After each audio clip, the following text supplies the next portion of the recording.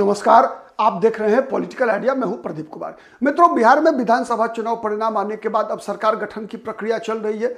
आज सुबह सबसे पहले जनता दल यूनाइटेड ने अपना विधायक दल का नेता चुना। नीतीश कुमार सर्वसम्मति से जनता दल यूनाइटेड विधायक दल के नेता चुने गए। उसके बाद आधे घंटे बाद ही भारतीय जनता पार्टी ने भी अपना नया नेता चुन लिया और इससे स्पष्ट हो गया कि नीतीश कुमार मुख्यमंत्री होंगे और फिर से सम्राट चौधरी और विजय सिन्हा उप मुख्यमंत्री बनेंगे। ठीक है, बीजेपी ने विधानमंडल दल का नेता चुना सम्राट चौधरी को और उपनेता विजय कुमार सिन्हा जो डिप्टी सीएम दोनों रहे हैं, ये दोनों चुने गए। उसके बाद लोजपा चिराग पासवान की पार्टी, जीतन राम मांझी की पार्टी हम और उपेंद्र कुशवाहा की पार्टी राष्ट्रीय लोक मोर्चा के विधायक दल की बैठक हुई। फिर उसके बाद सायं 3:30 बजे से अभी थोड़ी देर पहले एनडीए विधायक दल की बैठक हुई, जिसमें एनडीए विधायक दल के नेता के रूप में सर्वसम्मति से नीतीश कुमार का निर्वाचन हुआ। अब आज शाम अमित शाह जब पटना पहुंचेंगे तो नीतीश कुमार और अमित शाह की 1-to-1 मीटिंग होनी है और इसमें बीजेपी के तरफ से जो मंत्री का नाम आना है उसकी सूची अमित शाह सौंपेंगे नीतीश कुमार को। लेकिन ये तो एक औपचारिकता है, लेकिन जो जदयू का खेमा है, बीजेपी के खेमे से अब तक मंत्री का नाम स्पष्ट नहीं है। मैंने पहले बताया है, चिराग पासवान की पार्टी से मंत्रियों का नाम स्पष्ट हो चुके हैं। ठीक है, लेकिन बीजेपी की तरफ से अब तक लिस्ट फाइनल नहीं हुआ है। रात में आज अमित शाह उस लिस्ट को फाइनल करेंगे, उनकी उपस्थिति में लिस्ट फाइनल होगी। लेकिन जदयू के तरफ से लिस्ट फाइनल कर लिया गया है और ये जो मंत्रिमंडल विस्तार होना है, आपको पता है किसी भी राज्य में और केंद्र में संविधान के अनुसार जो सदस्य संख्या होती है विधानसभा की, उसके 15% ही मंत्रियों की संख्या हो सकती है। ठीक है, इस आधार पर 243 सदस्यीय बिहार विधानसभा की जो क्षमता है, उसके आधार पर बिहार सरकार में 36 मंत्री बन सकते हैं। ठीक है, और इसका जो हिस्सा बटा है बीजेपी और जदयू में 15-15, 3 मंत्री रहेंगे लोक जनशक्ति पार्टी के, एक सीट हम और दी गई है और दूसरा उपेंद्र कुशवाहा की पार्टी के लिए एक सीट अभी खाली रखने का विचार है। उसके पीछे कई तर्क हैं और इस बार जो प्रथम चरण है मंत्रिमंडल का, इसमें पूरे बने जो 36 मंत्री हैं, 35 मंत्री वो नहीं बनने जा रहे हैं। पहले चरण में कुछ सीटें खाली रखनी है।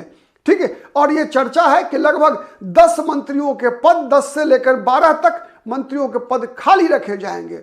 ठीक है, और जदयू ने अपना मंत्रियों का नाम लगभग फाइनल कर लिया है और जो हमारे सूत्र हैं उसके आधार पर प्राप्त सूचना के अनुसार जनता दल यूनाइटेड की कोटे से नीतीश कुमार जातिगत समीकरण का भी पूरा ध्यान रखा गया है। समाज के हर वर्ग को प्रतिनिधित्व देने का प्रयास किया गया है। उसके अनुसार जो सूची निकल कर आ रही है बाहर, उसमें सवर्ण समाज से 2 मंत्रियों का नाम आ रहा है। एक विजय कुमार चौधरी जो कि भूमिहार जाति के हैं, सरायरंजन विधानसभा सीट समस्तीपुर जिले से चुनकर आए हैं, और दूसरा नाम है लेसी सिंह जो कि धमदाहा विधानसभा सीट पूर्णिया से फिर चुनाव जीतकर आई है। पिछली सरकार में खाद्य आपूर्ति मंत्री थे और विजय कुमार चौधरी भी जल संसाधन मंत्री थे।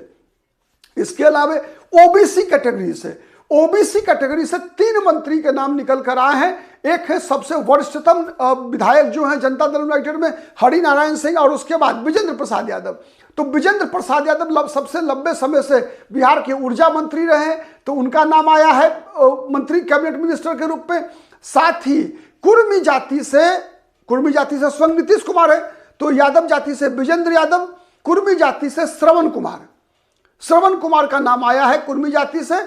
और तीसरा फिर कुशवाहा समाज से पिछले सरकार में जयंत राज अमरपुर विधानसभा सीट के जो विधायक हैं वो फिर जीत कर आए हैं, वो मंत्री थे।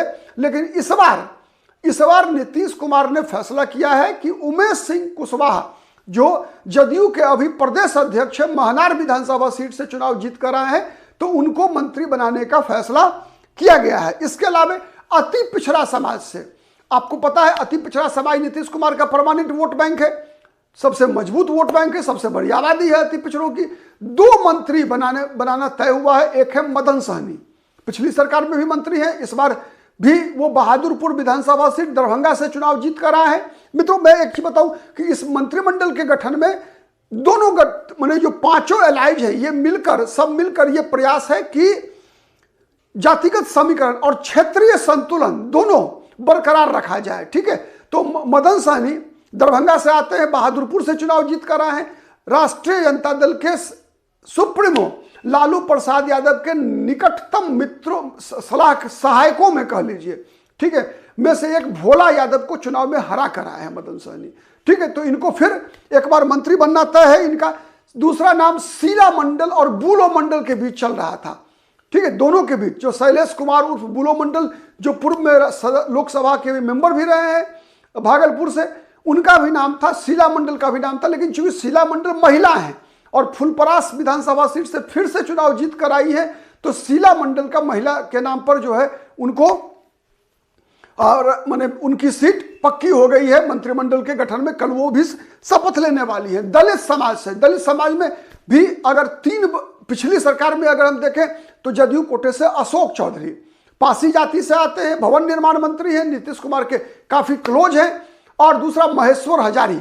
ठीक है, तो अभी जो फाइनल है अशोक चौधरी का नाम फाइनल है, महेश्वर हजारी और श्याम रैयत के नाम पर लगातार चला है बहस, लेकिन चर्चा यह चल रही है कि पासवान जाति का मंत्री लोजपा कोटे से और भाजपा कोटे से हो सकता है। लोक जनशक्ति पार्टी के संजय पासवान के मंत्री बनना लगभग तय है, तो संजय पासवान मंत्री होंगे पासवान समाज से, तो इसीलिए अशोक चौधरी पासी समाज और फिर श्याम रजक धोबी समाज से, श्याम रजक जो कि इस बार जदयू से फिर फुलवारी शरीफ से चुनाव जीत कर आए हैं, पहले भी मंत्री रहे हैं नीतीश कुमार की सरकार में, जीतन राम मांझी की सरकार में मंत्री रहे हैं, लालू यादव की सरकार में मंत्री रह चुके हैं, राबड़ी देवी के सरकार में मंत्री रहे हैं श्याम रजक, लंबा अनुभव रहा है उनका।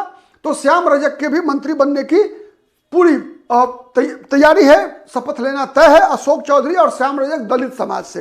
अल्पसंख्यक समाज के एकमात्र विधायक जो पूरे एनडीए का जो 202 सदस्यीय विधायक दल है, इसमें एकमात्र विधायक जो अल्पसंख्यक समाज से आते हैं वो है मोहम्मद जमा खान।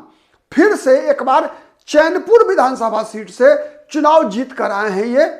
ठीक है, और चैनपुर विधानसभा सीट से चुनाव जीत कर आए हैं, तो वहां पिछली बार भी एक भी विधायक जीत कर नहीं आया था एनडीए में नीतीश कुमार और बीजेपी में की पार्टी से, तो बसपा से जीते थे पहली बार मोहम्मद जमा खान, और चुनाव परिणाम आने के बाद वो जदयू में शामिल हो गए थे और जदयू में शामिल होकर मंत्री बने थे, अल्पसंख्यक कल्याण मंत्री। तो इस बार भी मोहम्मद जमा खान का नाम फाइनल है, इनका भी मंत्री बनना तय है। तो इस तरीके से अगर हम देखें तो पिछड़े वर्ग ओबीसी के 4 मंत्री हुए नीतीश कुमार को लगाकर, मुख्यमंत्री को लगाकर, मुख्यमंत्री स्वयं, श्रवण कुमार 2 कुर्मी जाति से, कुशवाहा जाति से जो महनार के विधायक हैं, जो प्रदेश अध्यक्ष हैं अभी उमेश कुशवाहा, और फिर यादव जाति से विजेंद्र यादव। ठीक है, तो ये चार हो गए मुख्यमंत्री लगाकर ओबीसी से। सवर्ण समाज से 2 मंत्री, एक भूमिहार और एक राजपूत।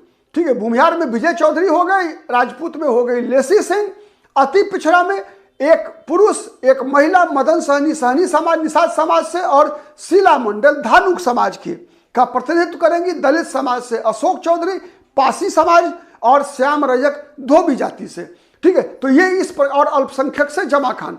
तो इस प्रकार से आप जदयू के कोटे के ये मंत्री कल शपथ लेने वाले हैं। आज के लिए इतना ही, बहुत बहुत धन्यवाद।